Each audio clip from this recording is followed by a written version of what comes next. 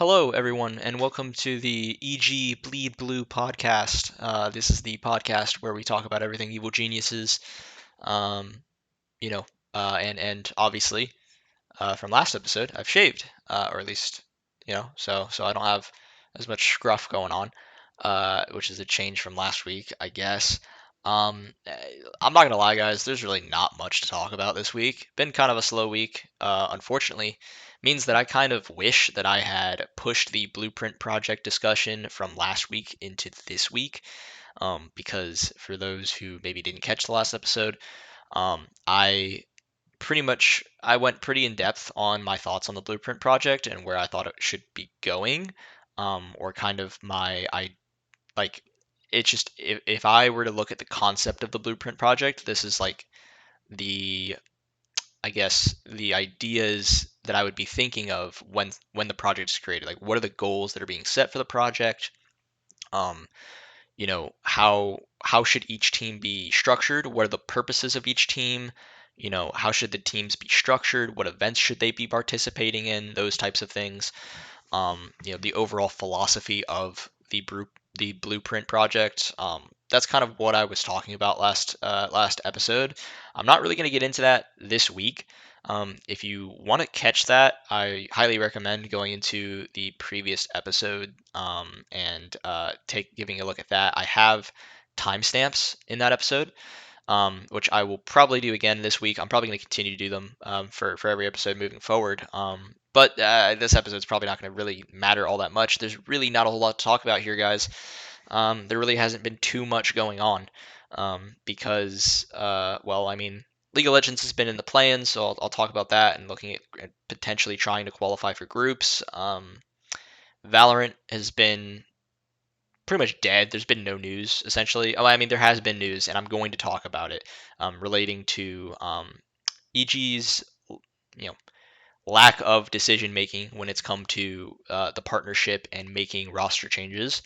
Um, and then in Counter Strike, I mean, not even the secondary teams are doing a whole lot, right? I mean, like EG White, for example, there's not a whole lot going on with them right now, at least in terms of events that they're participating in. There is some big news in terms of what they're doing, but it's not like there's like a lot of information to really discuss. It's more of just interesting news. EG Black, they have some interesting news regarding ECL playoffs that are starting pretty soon here. And then EG's female CSGO team they're participating in matches, but there's not a whole lot going on there.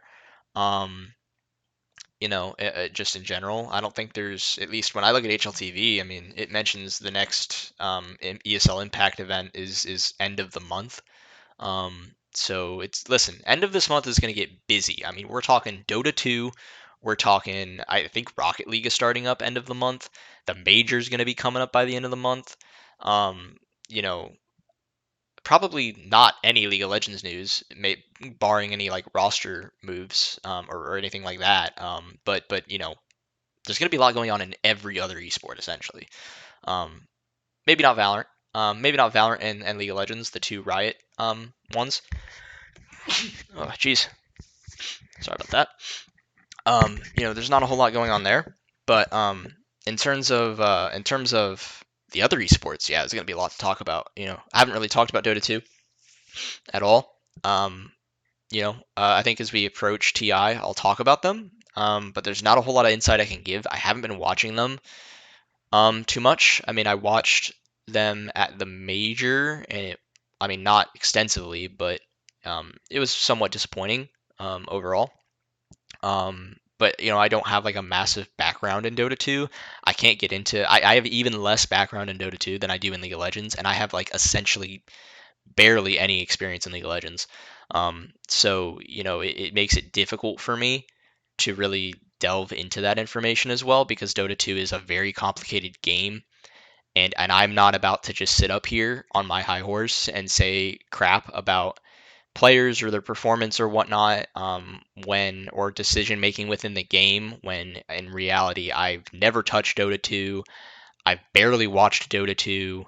There's just nothing that I can really. There's not as much that I can really be as critical of. But I can, congratulate them for doing well, or maybe say like, look, they were projected to do this well, and they fell flat here against a team that was projected to do this. That's disappointing, right? I can do that, but I can't go super in depth, right? That wouldn't be fair of me. And I'm not about to do that. So with all that being said, let's jump straight into everything.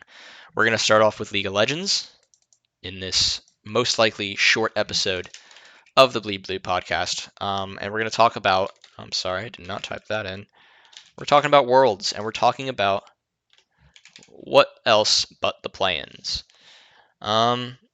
Yeah, guys, play-ins has been happening. If you are not aware, which frankly it wouldn't be too hard for you to just not notice, unless you really care about EG League of Legends, in which case you would know. But yes, League of Legends has started the play-in phase. It's actually about to get into right now is actually the day where they're doing the decider games, or not decider games, but they're doing what are they called? The tiebreakers. Yeah, they're doing the tiebreakers for groups A and B, or at least for group A. I don't know if there's going to be any tiebreakers for group B. That I think is still left to be determined. But that's happening tonight, and then, or at least one of those matches is happening tonight. But I was incorrect last week. I did not understand the bracket and the format well enough because I'm not super experienced when it comes to Worlds plans in terms of the format and how everything works. And in my eyes, I just thought, well, as long as EG gets second in the group, um, they should make group stage. But that's not how that works. That was wrong. And I didn't fully understand that. In my mind, I guess I just thought the top two in each group move on to group stage, and that's it. But no, there is a like kind of playoff phase. So let me explain the format, just in case someone who if anyone is watching this who is also as confused as I was, because this information isn't really the easiest to find. I mean, it is pretty easy to find, but it can be a little bit confusing if you've never, like if you've never heard it before. Um, but essentially, how it works is the first phase of the tournament's the play-in phase, right? In this phase, the final four teams of the main event will be chosen, right? Okay. So first teams will play one game against every other team, so it's a round robin system, and they only play one game. So it's not like there's no 2 rounds round robin like it is in Dota 2 TI. It's just one round. So it's a single game, best of one, against every team in their group, in their respective group. So EG would be playing a best of one against every team in their group, which they've just done. Those teams are then seeded between, so the teams that are seeded in first place at the end of that are automatically move and qualify into the group phase. So they're already in groups. So presumably that would mean Fnatic, for example, is already in groups. In fact, I think they're already confirmed at this point because EG lost against DFM in disappointing fashion. That now means that Fnatic is pretty much confirmed, or is confirmed, I should say, to go to groups. So Evo Genius is really dropping the ball against Japan. In that best of one, now cost them an easier. Well, I mean, they would have had to play Fnatic in a tiebreaker, but or maybe not, and they would have just sent Fnatic anyway. I'm not sure, but Fnatic is basically the Group A representative to go to groups as the number one seed, and it's looking like in Group B that's most likely going to be DRX. Although, who knows? RNG or Mad Lions could do something. I'm not sure. But so that's the first seed has already been decided, right? So as for the other, let's see here, second and third place seeds of their respective groups. So the second place team goes into the play-in playoffs, right? So they imagine, if you can imagine how do I phrase this? Basically, the second place teams move on into the decider best of 5, okay, in the playoffs. So they get like a bye, a quote unquote bye in the first round of the play-in playoffs. Because the because the fourth place teams in Group A and Group B, will have to play a best of 5 against the opposing group's third place teams, right? So the fourth seed and the third seeds from each group are going to play each other. And the winner of that best of 5 then has to play against the second seed, and win, and then they play a best of 5, and then the winner of that best of 5 qualifies for groups. Now, why is this an important distinction to make? Well, this is because Evil Geniuses, and it's still not even clear as to where they're going to finish, right? The hope is that they're going to finish in second place, and they are going to kind of only have to play one best of 5, right?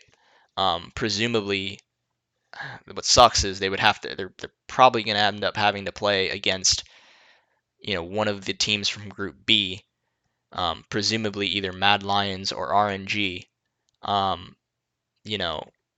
Guys, it's looking bleak. I mean, look, even if they take third, they're in for a tough one. I mean, look, they might win that first best of 5. I mean, here's what's important. If they take fourth, guys, if they take fourth in this group, because essentially, let me break this down a little bit more. Right now, where Evil Geniuses is, that was a very interesting statement. DFM, Detonation Focus Me, the representatives from Japan, Evil Geniuses from NA, and Loud, the Brazilian team, are all tied 3-2 in their group, right? In Group A. So, looking at these tiebreakers, EG is playing DFM tonight at 10 in a best of 1. If EG wins that best of 1, they play against Loud in the final tiebreaker. If they win that game, then they get second. Okay? But if they lose to DFM, I believe that means they take fourth in the group. Guys, if they take fourth in this group, they're fucked. Like, there's no way that they make it to groups, because then you're expecting to play either Mad Lions or RNG in your first best of 5 in the play-in playoffs stage. Whereas if they take third or second, right? If they take second, they only have one best of 5 to play. Now, presumably that best of 5, like I said, is going to be against RNG or Mad Lions, where they, again, most likely lose and will not make groups. But that's probably the best opportunity they have to make groups. If they take third, they're probably going to play. They're going to play Saigon Buffalo, the Vietnamese representatives, which they will most likely beat in the first best of 5, and then they will have to play, I believe. I don't know, man. Maybe I'm getting this. Let's see. This is so weird. Here's the. Okay, let me take a look at this real quick. So, if EG takes second place, yeah, if EG takes second place, they're gonna be playing.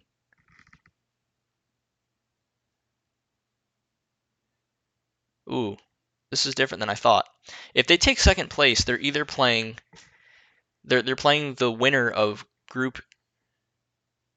Wow, they don't mix it up. That's so strange. So, okay. Forget everything I just said. Oh, why is this like this? Okay, guys. Let's start from the top. If EG takes second place, which means they beat DFM and Loud in best of 1s today, and I presume the Loud best of 1 is tomorrow.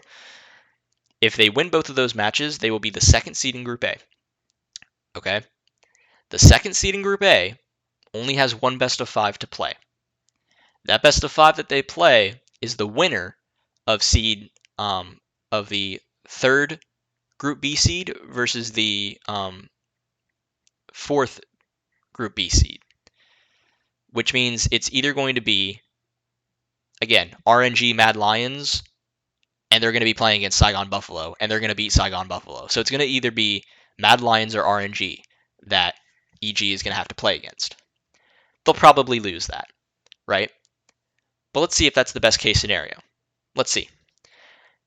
If they're the third or fourth seed, doesn't matter which one, They're going to, so basically they lose to DFM or they beat DFM and then they lose to Loud. They're going to be playing, you guessed it, either DFM or Loud in the first best of 5.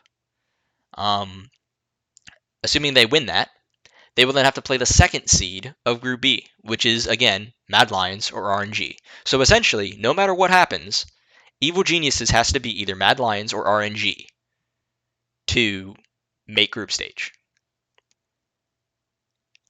You're praying that they make the second seed because the chances of Mad Lions beating RNG are not very high. I think. I mean, did RNG beat Mad Lions when they played in their best of 1? I don't know. I'm trying to look. Jeez, that's not very helpful. Let's see. RNG versus Mad Lions. Yeah, RNG beat Mad Lions, and if I recall correctly, I'm pretty sure they beat them pretty handily.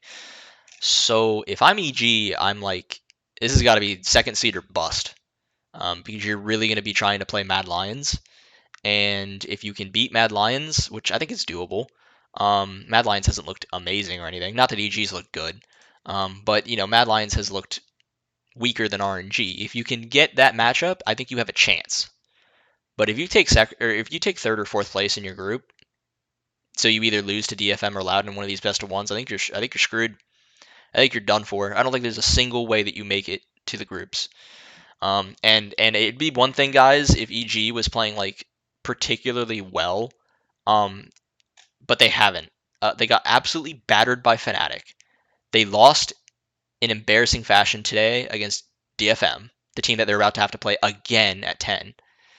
I would assume they're going to beat them the second time around, but I don't know. It's and then they got to play Loud in a best of 1, and they almost lost to Loud, guys. They almost lost to Loud because Loud is no joke. They almost lost to Loud. Yeah, overall, just really scary. I don't see EG making it. I don't. I was hoping that EG was going to show up in this play-in and look really good because I thought they looked good with Kaori. And I don't know if it's the meta changing because it's Worlds meta now, or what, but they just haven't. They just don't look that good. And it's sad. Um, yeah, EG is showing up to Worlds looking about as bad as their jerseys. So, that's tough. Speaking of jerseys, by the way, on an off tangent, you know those fucking I'm sorry, I don't even care. It's my own podcast. Why am I apologizing? Um, those what are they called? What's the brand? Point 3. Those EG, like I have one in my. I don't know if it's in my drawer. Is the problem? I don't know if I'm doing wash, so I don't know if it's in the wash.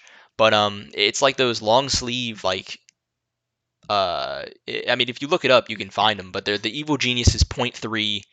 Like they're not jerseys, but they're like long sleeve shirts, like athletic type or gamer shirt. I don't know, but dude, those are so clean. Like, why aren't those our jerseys? Like, those are fucking sick. By the way, I have one. I literally have one. It's probably the cleanest looking thing that I have from EG. I mean, it's so clean. It's simple in design, but it looks good. Why isn't that our jersey? For fuck's sake, like.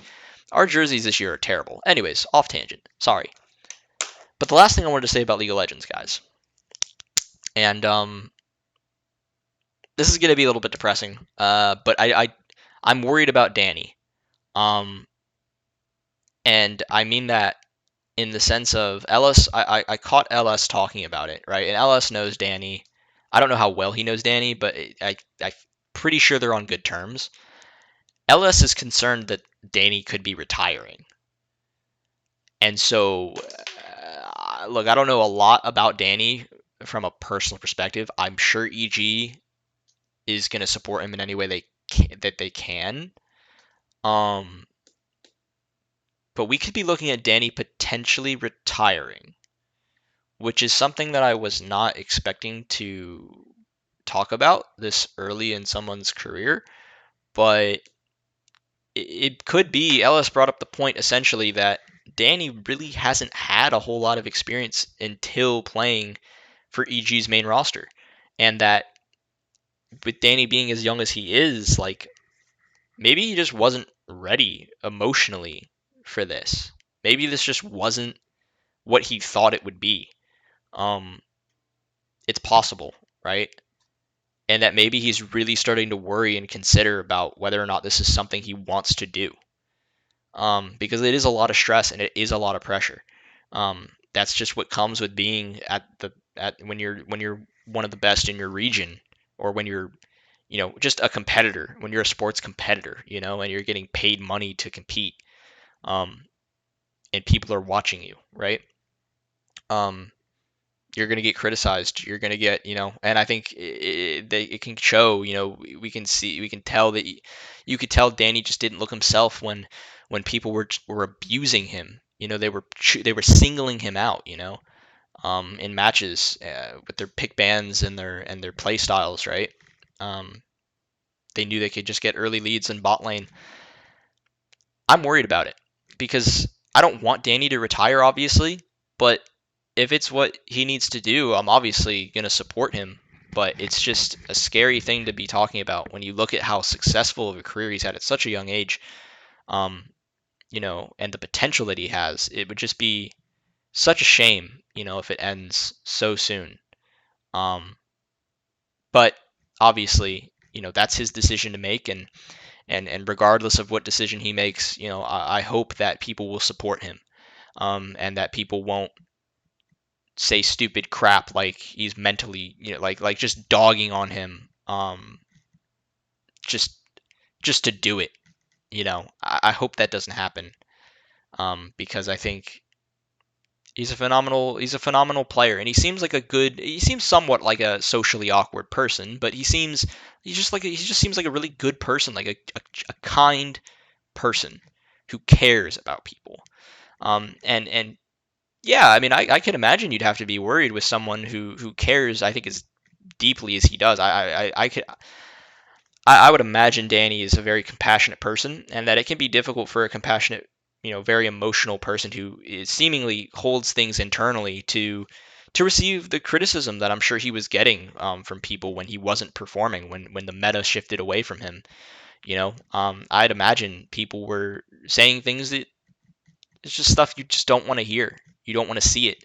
And when you're an emotional person like that and you keep things inside and you're maybe not the best socially, like I can totally understand why that could really get under your skin and bother you to a point where you consider not even competing anymore, right? So I hope it doesn't happen, but if it does, I completely understand.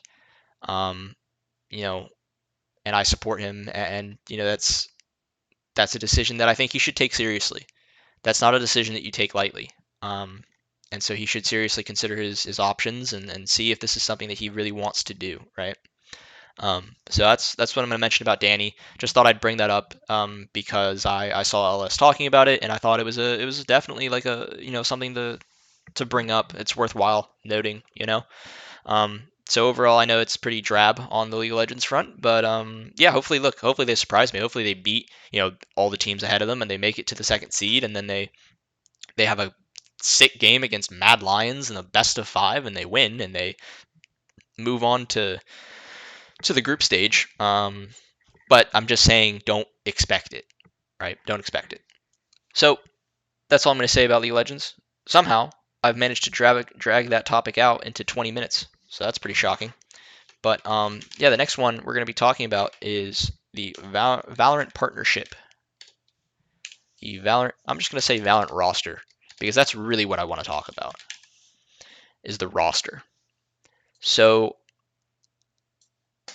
for those who don't know, who haven't been keeping up, nothing has happened in Valorant, and this is actually a bad thing. Nothing has happened in Valorant. There has been no roster announcements. There has been absolutely nothing about Valorant since they made the partnership.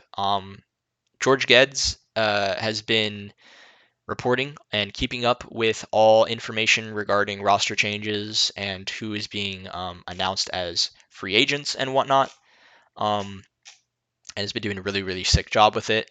And essentially, he even was like, this is what got me worried because I had said in the last episode, I had said EG needs to like I understand this roster was good and I understand this roster is very young and has the potential to improve. I'm not saying they don't, but what I am saying is although this EG roster might have been good and been one of the best teams in NA in the pre-partnership era, now that we're looking at a post-partnership era, developing a five-man roster of young talent probably isn't the best way to go. You're probably going to want to pick up some really sick, already proven players, and then bring in maybe a couple young guns, right? And so all I'm saying is you got to consider picking up some freaking players that are good and have proven themselves. And EG has seemingly done none of it. And the reason why I'm saying this is because George gets he made a tweet that said evil geniuses might realize they made franchising soon, guys. Don't worry. And then he made another comment which I thought was funny, which was all the fans are probably super hyped though, all 7 of them. Yeah, I don't. This could either mean like this could either mean like two things, okay? This could either mean Evil Geniuses is doing shit on the down low and they just are not talking about it and they're keeping it super fucking secret. And that some news is going to come out within the next week or two. That's going to be pretty hype, right? Because he says all the fans are probably super hyped though. All 7 of them.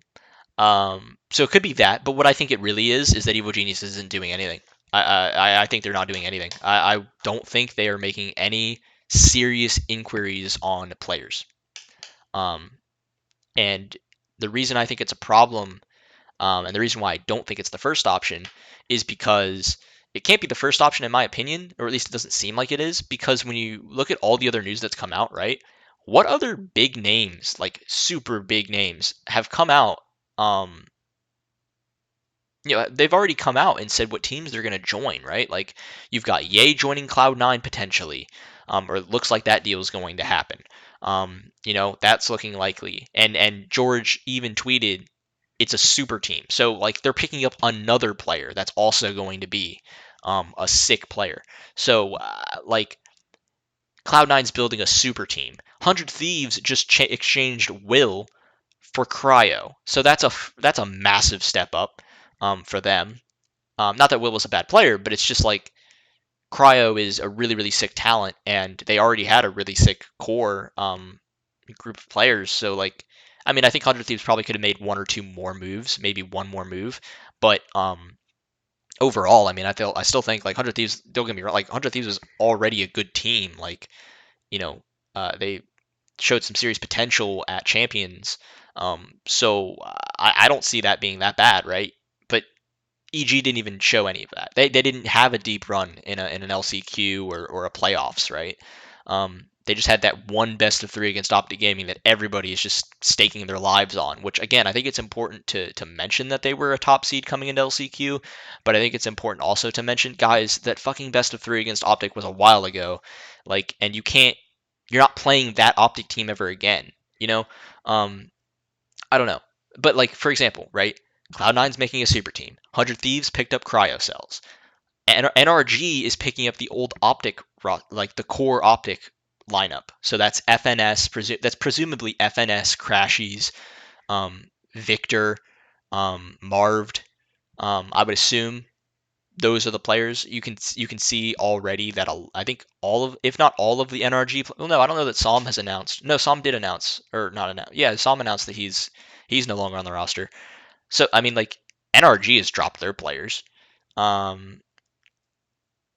there's been no news. Like EG has done nothing. Like they've done nothing. I don't understand how this is possible. This is where I think you're taking the family thing too far. This is where it goes too far because now you have to commit to the word of being a family.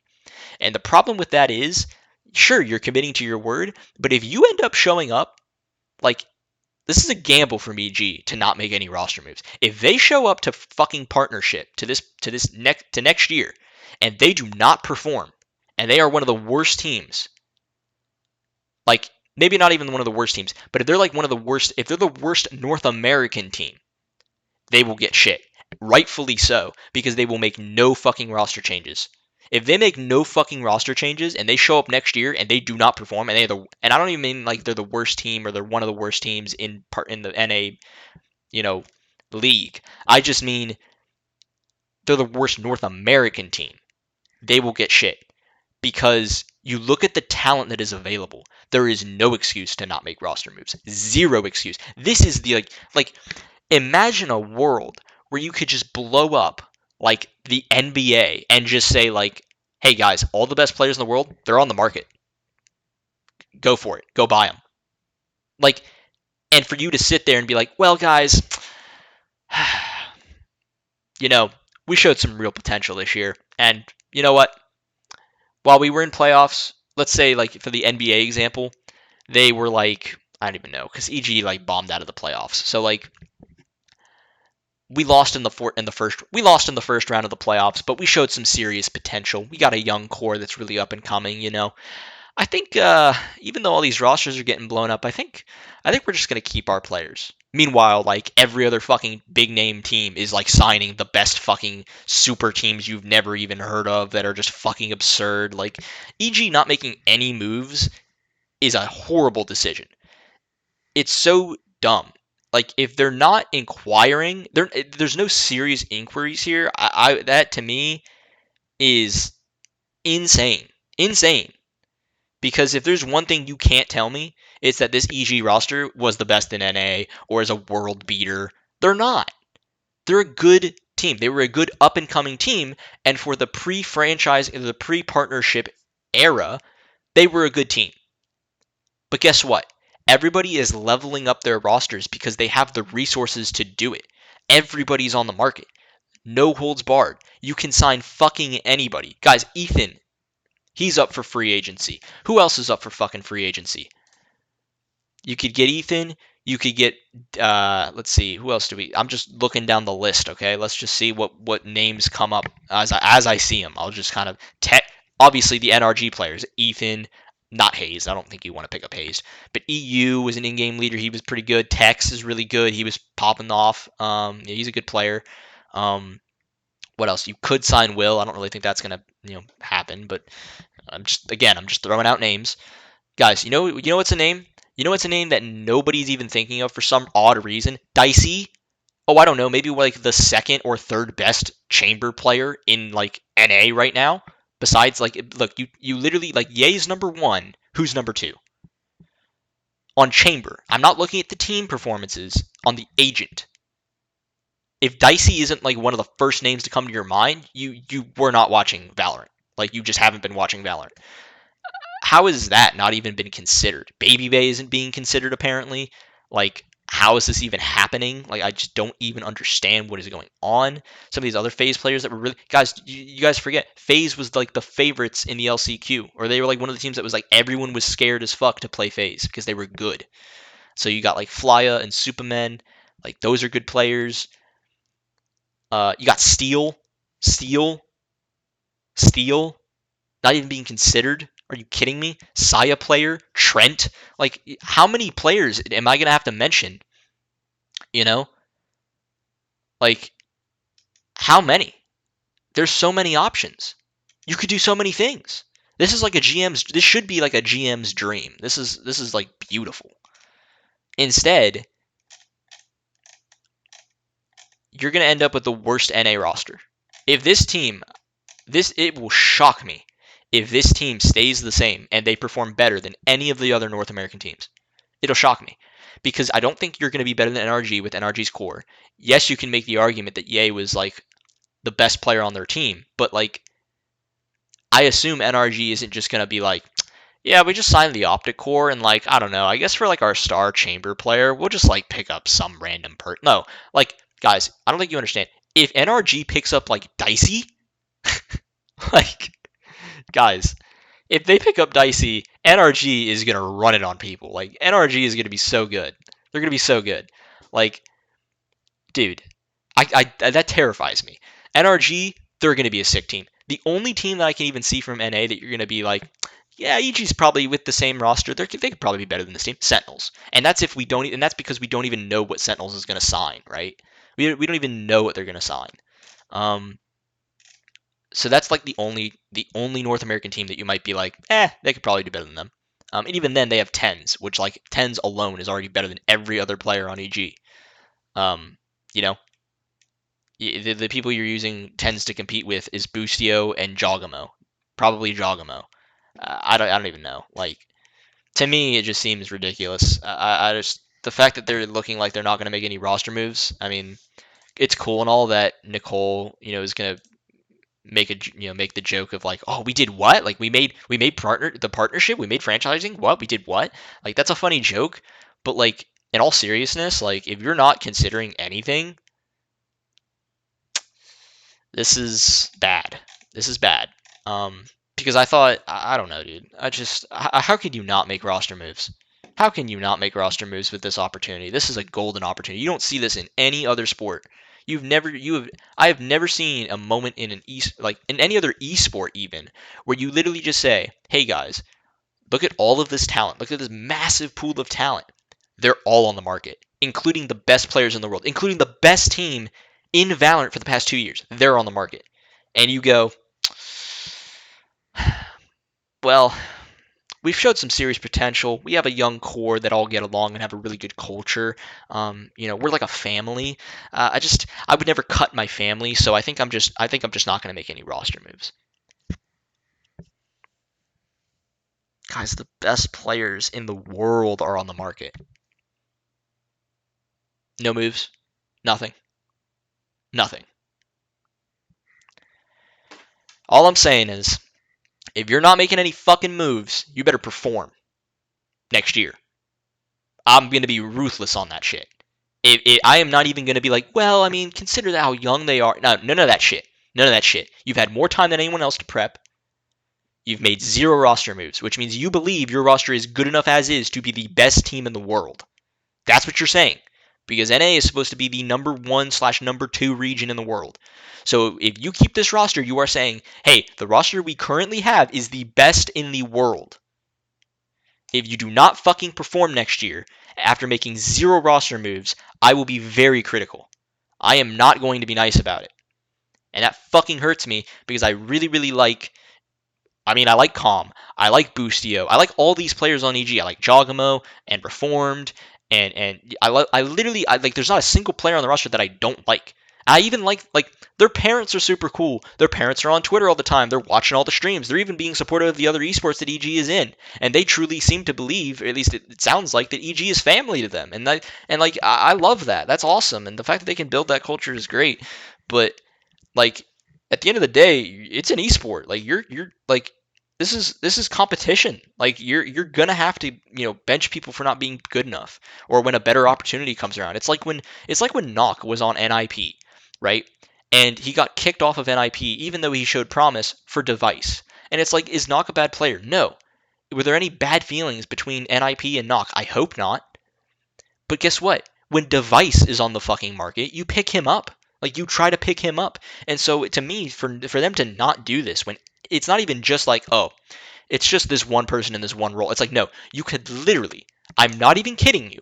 You could sign the best players in their respective roles and you could sign them.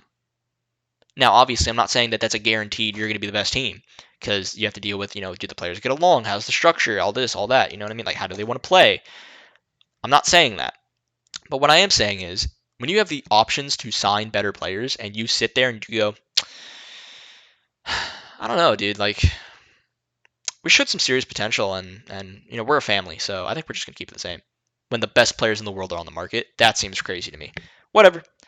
We'll see if they do anything. If they don't, like I said, I'm gonna be critical of them, and I'm not really gonna feel bad about it, frankly, because you had the opportunity and you didn't take it. So I know that's harsh, but that's just how it is because I just think, how can you not take this opportunity when there's so many people on the free market and you're just not taking advantage of it? Just seems really short-sighted and extremely just terrible from a competitive standpoint. Um, and yeah, that's just Crazy to me. Anyways, moving on to Counter-Strike. Not going to be a whole lot to talk about here, guys. Let's talk about EG White real quick, just because there's really not a whole lot going on with EG White in general. So the only news for EG White that I have for you guys that was posted on Twitter by John G was that essentially they're going to Stockholm to boot camp, which is cool because there's going to be a lot of good teams in the area, right? And they can get some good practice there. Obviously, all the NA teams are there as well. So that's cool, and who knows, maybe they'll be staying in the same place as EG, the main roster. I don't really know if that's the case, but um, still cool. They're actually going over there today. I think John G said the second, which is today, Sunday, for me, that they're flying there. So they're going to be in Stockholm as well to boot camp. I essentially because they have nothing else to compete in because they can't compete in anything else because they can't compete in DCL. Sure. I really don't know what EG White's going to do the rest of this year. Don't really think that there's really many opportunities to do anything else because obviously they aren't going to qualify for Blast Showdown, nor could they even compete in Blast Showdown because EG's main roster is there. I don't really know if there's any other qualifiers for any other events that they could go to. I just think this is kind of it. There's really not a whole lot of big news going on with EG White. I don't really know that there will be in the future, barring any roster changes, I guess. But yeah, it's cool to see them go to Stockholm. They'll get some good practice there. Hopefully, it'll help them get better and maybe they'll be able to improve the region. I'm hoping that, while yes, it does suck that the NA RMR is going to be held in Stockholm, which doesn't make any sense, or the NA RMR, the Americas RMR. Let me correct myself. The Americas RMR is going to be held in Stockholm. That does kind of suck that it's not obviously in America, in any of the American regions. It is good practice for them. They get to boot camp against other European teams, which can't be a bad thing. So yeah, who knows? That's kind of it for EG White. That's kind of the only thing that I wanted to talk about with them. EG Black don't have a whole lot, although actually, you know what? I have a little bit because EG Black is going to be competing, guys, in the ECL playoffs. ECL playoffs is starting up soon, guys. And for those who don't know, EG Black finished third place in Group A. So 8 teams moved on to the playoffs, and I believe, yeah, so 2 teams, or I'm sorry, 4 teams from each group made it to playoffs, so a total of 8 teams. And so those teams that made playoffs are, and I'm going to go in order from. So here's the 4 teams that made it from Group A in order from highest seed to lowest seed in Group A. MIBR, Team 1, EG Black, and Brazen. MIBR was 7-0. Team 1 was 6-1. EG Black was 5-2. Brazen was 3-4. And then on the flip side, on Group B, the top 4 teams from Group B were ATK, who went 6-1, Vendetta, who went 6-1, Nouns, who went 5-2, and Ironblood, who went 4-3. Obviously, Group B was a stronger group. Strife, notably, did not make it into playoffs. They probably would have made it if they were in Group A. They probably would have beat out Brazen and maybe EG Black and probably would have been in Group A's playoff bracket, or in the playoffs through Group A, but they did not. Yeah, so those are the 4 teams. And the way it's seeded is the number 1 seed from Group A plays the number 4 seed in Group B, and then the second, you kind of just go down the list. Like the second seed from Group A plays the 3rd seed in Group B, and then you flip those roles the other way around, and you get that kind of going on throughout the whole thing. So essentially, this is going to be really difficult. EG is probably the 6th best team in. I mean, yeah, 5th to 6th best team going into playoffs. Their little mini bracket that they have is it's best of threes the entire way through. It's best of threes with a lower bracket, so it's double elimination, best of 3. They have to play Vendetta, who is 6-1. That's the team with, I believe, Woohoo and Pluto and so it's Momo, Consti, Woohoo, Tender, and Pluto. They're a pretty damn good team, not gonna lie. EG is gonna be definite underdogs in that matchup. Probably should lose. But if they do lose, they're either playing MIBR or Iron Blood. I expect them to play Iron Blood, or actually no, I'm sorry, that's not true. They would, yeah, they would. They'd play either MIBR or Iron Blood, which they'll probably play Iron Blood in the lower round one, and then go into the lower semis. Who knows? But if they beat Vendetta, then they'll have to play the winner of MIBR and Iron Blood, which they'll probably lose that as well. So look, I'm not expecting anything. I'm not expecting a deep run. It'll be cool to watch them and see how far they can make it. Players to watch, I think, are definitely going to be Wiz. Wiz has been performing extremely well recently, guys. Like I mentioned in the previous episode last week, Wiz, as of the last month, has a 1.23 rating, 60% map win percentage, but the main thing is the 1.23 average rating in the past month. He has been popping off. EG Black did lose to Davenport University recently in a pretty disappointing series in the CCT event that's been going on. I think that's been getting a lot of criticism due to like casting and whatnot. But yeah, EG Black did lose to Davenport University in a best of three. Pretty disappointing fashion, but Wiz played pretty damn good. He didn't have a single game where he dropped under 21 kills. He played pretty good, honestly, overall. And he has been performing extremely well. He's been the consistent factor for this team. And I think that's a really, really good sign. So hopefully he continues this through the playoffs, and hopefully EG Black can surprise people and can get a couple upsets and maybe make a deep run into the tournament. I don't expect them to win the tournament in playoffs, but it'll just be really interesting to see how far they can make it overall. And I think Wiz is definitely the player to keep your eye on. Chop has been performing better recently, so obviously keep an eye on him as well. Hopefully he can perform because these past like week or so he's actually been pretty damn good, consistently good at that. So hopefully Chop can also continue his performances as well, and kind of Wiz and Chop can be that 1-2 punch to hopefully send EG Black deeper into the ECL playoffs. But it's going to be very difficult. There are very good teams in this. These are basically all the best teams in that are in NA, essentially. MIBR and Team One are the Brazilian representatives. So hopefully the NA representatives will beat them. But it'll be tough because those are two really really strong teams. Um, but you've got the likes of ATK. Brazen's probably the weakest team in the tournament, in the playoffs, along with Iron Blood. But I think EG Black is the next on the list essentially, and got to be considered at least for the next one on the list, because even Nouns is had a close series against Team One, or I don't know if it was relatively close. I know they played Team One and it was somewhat competitive. Yeah.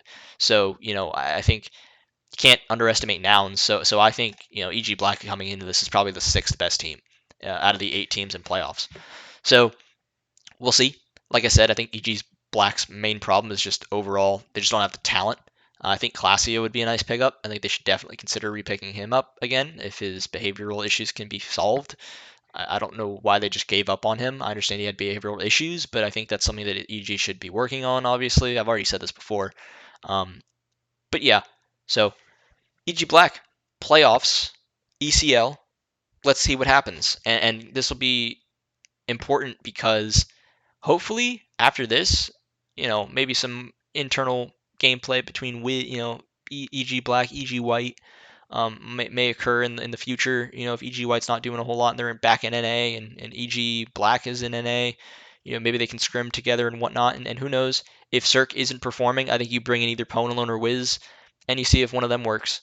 So hopefully, obviously, best case scenario, Cirque performs well, but if it doesn't happen and Cirque does need to be, removed at the end of this year, I think you get Ponalone or Wiz, because I think obviously bringing in a player that isn't from the Blueprint project will be criticized. Um, you know, unless you're bringing in like a known quantity like a Dexter. If you had brought in Dexter, I think people would have been like, okay, sure, you didn't bring somebody from the Blueprint project, but it's Dexter. We know what to expect from him, whatnot. But if you're bringing in some like random opper from like some other region, like I said, if you bring in like a Mantu, yeah, sure, Mantu's been like a pretty okay Opper in tier 1, but like the fact that you're going to take him when you have the Blueprint project makes no fucking sense. So, but we'll see. We'll see what happens. ECL playoffs, looking forward to it. Should be fun to watch. Yeah, last topic of the day, everyone. I've kind of dragged this out pretty good, actually. Getting to about the 50-minute point, which is pretty impressive. I didn't expect to go this long. But the main roster for CSGO, the CSGO main roster. Guys, and I should even put here, main roster, RMR. It's happening, boys. The RMR is here, or at least it will be by Wednesday. It is going to be here. And I've already talked about this last episode, so I'm going to not go super in depth. I'm obviously not going to go into like a map veto for nouns, although I do predict it to be most likely either Mirage or Dust 2. Speculation. Um, but yeah, I'm not really going to go into that because it's really hard to predict that kind of stuff in a best of one. Plus, they're going to be playing 2 best of ones that day. It's just not really worth me doing it. But I do want to stress the importance of Wednesday because if you're coming into Wednesday just saying like, guys, it's the first day of the RMR. Let's see how everything goes, you know? Oh, if it doesn't go that well, it's fine. You got a couple more days. No, it's not like that, guys. The first day might actually be the most important day because you're playing 2 best of ones and it can set the tone for your entire RMR qualifier, okay? Because you're playing 2 best of ones in that day. You're either going to be at the end of the day 3 options. You're either going to be 2-0, feeling confident about the fact that every other game you play from now on is going to be a best of 3, so you have the best possible chance of qualifying because you're EG and you're probably a better team than most of these other teams. So you have 3 good opportunities to qualify in best of 3s. Or 2, you're 1-1, in which case you're now moving on to the next day, going to have to play a best of 1. That's going to be pretty high pressure because it's going to determine whether or not you're going to be in, potentially in knockout stage or playing a best of 3 to try to qualify for, your major. But it's not the worst position to be in. It's just not the best position to be in.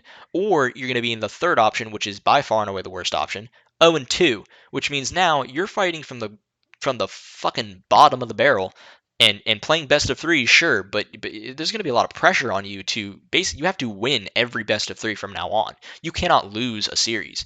And while that it does best of 3 play to a better team's strengths, EG is a relatively young roster, and I don't know that I want that kind of pressure on them. I want them to feel like they have the most opportunity to qualify because I think that's what anyone would want from their team. And I don't see EG being an exception. And so I just worry about seeing Nouns in the first round. Not because I don't think EG can beat Nouns. I obviously think EG is a heavy favorite playing against Nouns. I just think that Nouns is the type of team that in a best of 1, if they're hitting their shots, you could lose to them. It's possible. And so that's just something that I fear. I mean, you can lose to any of these teams in a best of 1, but Nouns just kind of scares me a little bit because I know they got firepower. And so that irks me a little bit. But hopefully we go up to a 2-0 start and things start well. So that begins on Wednesday, guys. So get ready for that. It's going to be super hype and probably it's going to make me very anxious. I'm going to be very nervous throughout the entire RMR.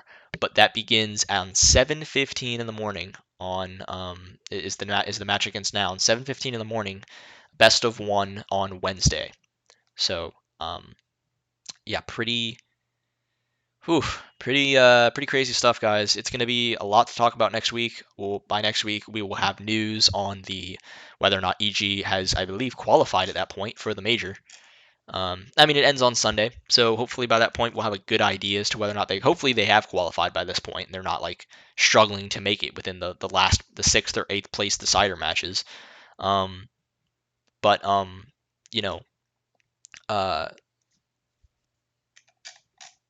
hopefully they've made it by then. But we'll see. We'll have news on that. We'll have news if Valorant has done anything at all. We'll have news on if EG is still in Worlds, which they probably won't be, just going to be honest. But yeah, I think the big news for the end of next week is really going to be ECL playoffs. Seeing how that's been going or went, and then obviously the RMR. Those are going to be the big talking points for next week. Yeah. So overall, guys, like I said, EG should qualify. I think for the major. I think they're one of the better topper teams. They're one of the better teams in this RMR. When I look at the list, I just think that EG has shown enough to me, and it makes me happy knowing that Malik didn't even have a whole lot of time to really work with the team because it means that I think they're going to be much better coming into the RMR than they were at Pro League. Um, but I still think even without that, that they looked better. They're already better than a lot of these teams, and I feel relatively confident saying that. Um, so, yeah, overall, I'm excited. I think they're gonna make it, hopefully, and I think they're definitely one of the better teams coming into this. So, with all that being said, yeah, thank you guys for listening. Shorter episode this week, but I think that's a good thing. I mean, I say shorter, but 55 minutes. 55 minutes. We really kind of edged this. Made these topics kind of stretch them out a little bit. Because I really don't have much written on my sheet of paper. But yeah, overall, excited for this week. Lots coming up. Hopefully things go well. Live evil, and I'll catch you guys in the next episode. Peace.